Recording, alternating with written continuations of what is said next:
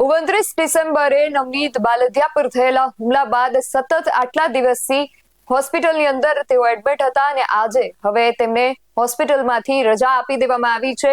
તો ગઈકાલે કોળી સમાજના આગેવાનો જ્યારે સુરતથી 100 ગાડીઓના કાફલા સાથે ભાવનગર પહોંચ્યા હતા, એ બાદ સાંજના સમયે આ કોળી સમાજના આગેવાનો દ્વારા બજરંગદાસ બાપાને એક આવેદન આપવામાં આવ્યું હતું।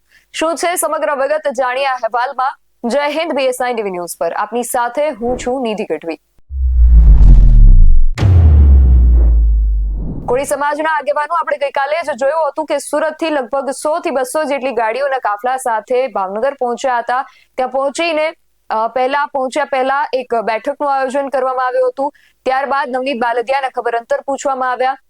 ત્યારબાદ SIT નું જે ગઠન થયું છે, તો એ SIT ની જે કામગીરી છે તપાસની, એ ક્યાં પહોંચી છે એના વિશે માહિતી મેળવવામાં આવી હતી। નવનીત બાલદિયા પાસેથી જ તેમણે માહિતી મેળવી હતી કે SIT નું જે ગઠન થયું છે, તો એ બાબતને લઈને પોલીસ શું કામગીરી કરી રહી છે, પોલીસની તપાસ ક્યાં પહોંચી છે વગેરે જે માહિતી છે એ એમના દ્વારા મેળવવામાં આવી।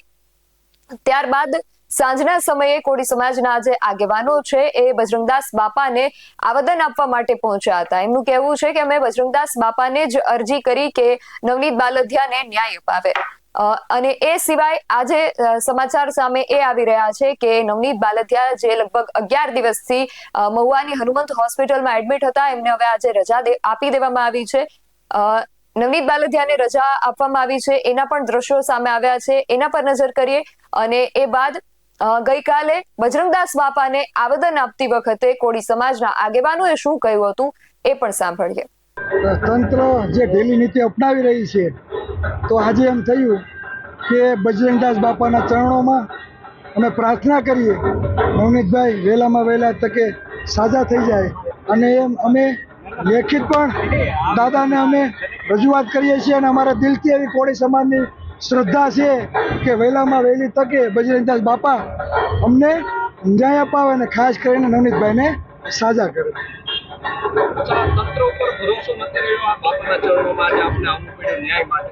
આજે ઓડિયો વિડીયો આરોપીનું નામ બધું સામે હોવા છતાં સમજાતું નથી કઈ રીતે દિવસ પછી દિવસ ચડાવ્યા જાય છે।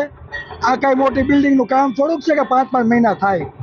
પોલીસ પ્રશાસન અને સરકારે ખરેખર એવો રસ્તો કાઢવો જોઈએ કે જે આ વાતાવરણ બન્યું છે તેનું સુખદ સમાધાન થાય, અને આરોપીનું જે પણ આરોપી હોય તેનું નામ ખુલતું હોય તો એ જાહેર કરવામાં આવે। ન્યાય કાયદો બધા માટે સરખો છે, તો અમને વિશ્વાસ છે કે ન્યાયિક પ્રક્રિયામાં અમને ન્યાય મળશે। તો આગેવાનોએ નવનીત બાલદિયાના સારા સ્વાસ્થ્ય માટે પ્રાર્થના કરી હતી, અને આજે સવારે સમાચાર સામે આવ્યા છે કે નવનીત બાલદિયાને હોસ્પિટલમાંથી ડિસ્ચાર્જ આપી દેવામાં આવ્યો છે। હવે આ કેસની જે તપાસ છે SIT દ્વારા કરવામાં આવી રહી છે। SIT હવે ક્યારે ને શું આ મામલે ખુલાસો સામે લાવે છે એ જોવું રહેશે।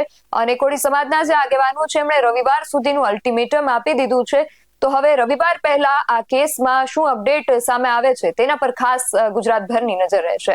આ સમગ્ર વિષયને લઈને તમારું શું માનવું છે અમને કમેન્ટ કરીને ચોક્કસથી જણાવજો। આવા જ વધુ અહેવાલો સાથે મળતા રહીશું। તમે મારી YouTube ચેનલને સબસ્ક્રાઇબ કરવાનું અને અમને Facebook અને Instagram પર ફોલો કરવાનું ભૂલશો નહીં। બાકી અવનવી અપડેટ્સ માટે આપ જોતા રહો BSI ટીવી ન્યૂઝ। નમસ્કાર।